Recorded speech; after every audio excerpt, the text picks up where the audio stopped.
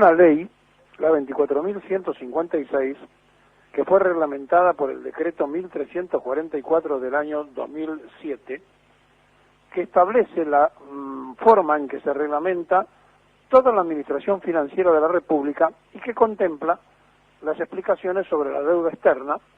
que es la deuda contraída sobre jurisdicción externa y sobre los controles internos que se deben efectuar. Cuando Alejandro Olmos reveló en su denuncia penal que durante el proceso militar se llevaba en una libreta simplemente de almacenero la cuenta del endeudamiento y que los documentos estaban en inglés, los argentinos que pudieron tener acceso a la causa y que después se hizo un libro y pudieron leer el libro, se enteraron de lo truculento, lo oscuro y los negociados que se escondían detrás de la negociación del endeudamiento argentino. Pero cuando vemos que el primer presidente, Bernardino Rivadavia, fue puesto exprofeso para justamente empezar el endeudamiento, es decir, lo colocaron desde Inglaterra e inmediatamente le hicieron firmar un endeudamiento,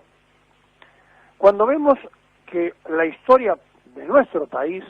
está jalonada por empréstitos y endeudamientos innecesarios, truculentos y, al decir del burro, truchos, uno se da cuenta que estamos frente a una situación que resulta a veces, después de que pasan ciertas generaciones, inexplicable para los más jóvenes que no saben por qué han sido embarcados por los mayores en una crisis de semejante magnitud.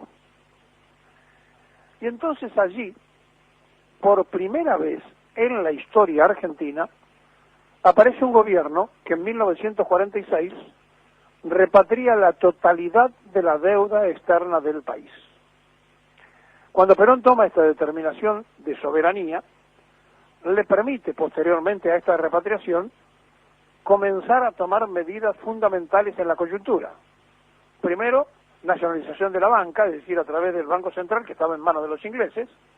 luego de las entidades vitales para el desarrollo de un país, la electricidad, el transporte,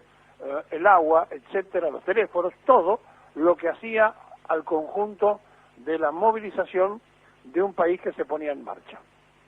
Y todo eso surgía durante un gobierno elegido por el voto popular, pero que había sido planificado en el Consejo de Posguerra, es decir, cuando Farrell, siendo todavía presidente de la República, y Perón, vicepresidente de la Nación, ministro de Ejército y secretario de Trabajo y Previsión, se pusieron a pergeniar lo que fue el plan de cómo se salía después de la Segunda Guerra Mundial, porque Argentina se había dado cuenta que no tenía nada de todo lo que se fabricaba que venía de Europa, porque así había sido estructurada la República, lo habían hecho Europa dependiente, nosotros le dábamos los alimentos, le dábamos la carne, y ellos nos daban toda la manufactura, es decir, le vendíamos el cuero y ellos nos vendían las carteras, le vendíamos el trigo y ellos nos vendían la maicena. Entonces, cuando uno se encuentra frente a esta necesidad, porque no llega lo que uno precisa para consumir, desarrolla sus capacidades. Y la Argentina desarrolló todas sus capacidades en el Consejo de Posguerra y planificó la industria textil, la metalúrgica y demás, y después, durante el gobierno constitucional de Perón, se pudo llevar a cabo la más fenomenal transformación nacional con 120.000 obras públicas y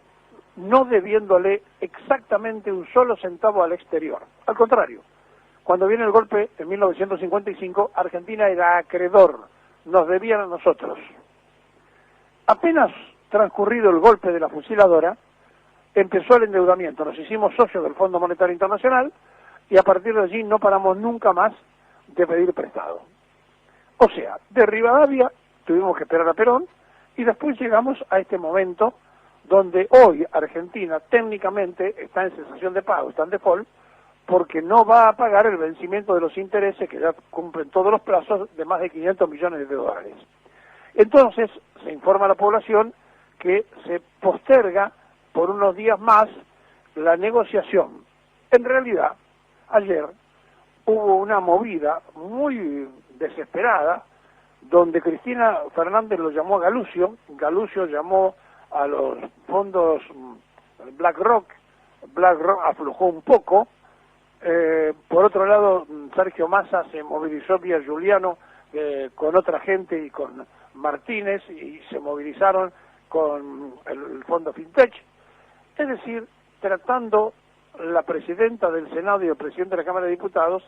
de poner paños fríos para que no se acepte públicamente, universalmente, que Argentina en realidad está en cesación de pagos y en default.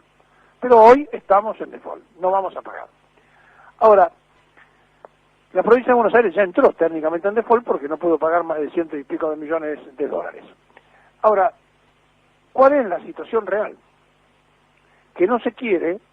que la Argentina sea vista en rojo en el mundo,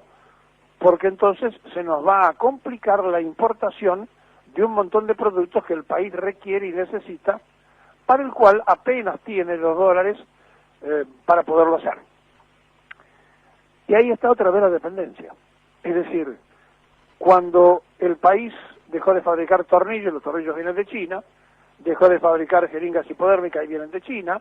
cuando las cosas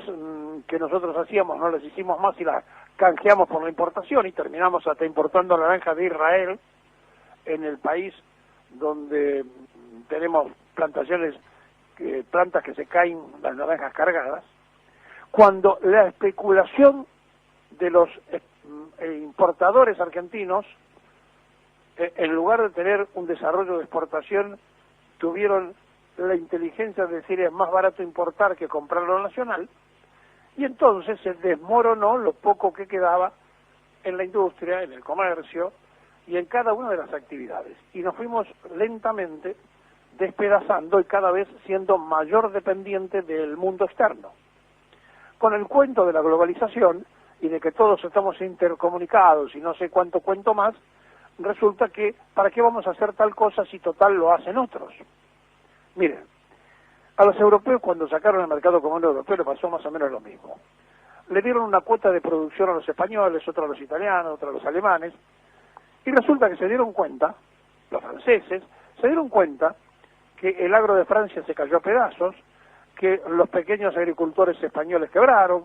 ¿Por qué? Porque le daban una cuota. Mira, España puede hacer tantos cerdos, Francia puede hacer tanta naranja, Italia puede hacer tantas otras cosas, tomates. Entonces, los restantes productores que tenían otras cosas que hacían el resto de los países, si no lo consumían internamente, iban a la quiebra.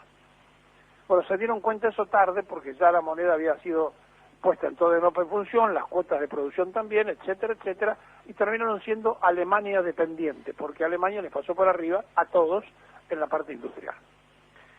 En el mundo, la independencia económica se logra con soberanía política. No existe otra manera. Porque no hay país más endeudado en la tierra que Estados Unidos. Es el mayor deudor del mundo. Pero tiene soberanía política. Es decir, hace una defensa irrestricta de sus valores a niveles de que cuando es necesario emplean la fuerza. Y ahora que ha perdido ser la primera potencia mundial capitalista, sigue siendo la primera potencia mundial militar.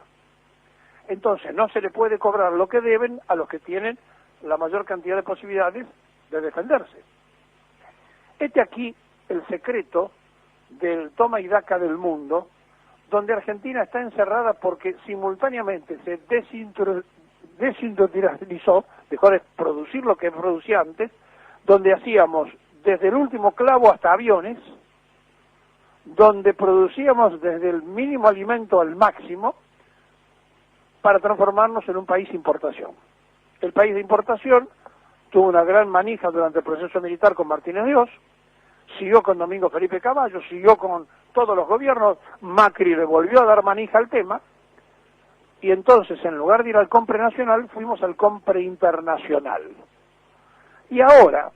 cuando vemos que no manejamos la moneda que inventan otros, que es la moneda norteamericana, que la imprime la Reserva Federal, que es un grupo de banqueros privados, porque no es el Estado norteamericano, es un grupo de banqueros privados, que manejan al mundo con una gran imprenta de la que a 24 horas se está imprimiendo dólares, resulta que como eso no lo hacemos nosotros, sí hacemos los pesos, con los pesos pudimos resolver subsidios para todos lados, porque vamos a cumplir con la nueva cuarentena 80 días sin trabajar, y resulta que se puede imprimir billetes y se puede resolver el tema interno, pero no se puede resolver el externo. Bueno, el externo hoy nos lleva a que todos los errores cometidos, hoy se tenga que decir que Argentina está en cesación de pagos. La vamos a disfrazar, van a buscar un refugio técnico legal inexistente, pero como para poder medianamente en un acuerdo que ya esté tácito, que está hecho con los bonistas, para que Argentina públicamente, si bien entra en cesación técnica de pago, se diga que tiene un changüí más, porque los fondos no van a iniciar ninguna causa judicial, pero están en condiciones ya, hoy, si no se paga, de iniciar todos los juicios que se les ocurran. A partir de ahí ellos negocian de una posición de fuerza mucho más concreta, y la desesperación de Cristina, de Massa, de Fernández y de todos, por tratar de que no le pongan el visto rojo a la Argentina, es por eso que estamos hablando, porque somos absolutamente dependientes y necesitamos entonces que no se nos corte el chorro porque estamos en un conflicto. De eso se trata, de entender cómo es esta cuestión. Por lo tanto, más allá de las negociaciones que esté haciendo el gobierno, lo que vale la pena recordar en este tiempo, ya que están imprimiendo para subvencionar empresarios, ya que están imprimiendo dinero para subvencionar a todos los que hagan falta, ¿qué les parece si hacen un poquito más y hacen un esfuerzo más grande para que los jubilados cobren por lo menos lo que es la canasta básica en la Argentina?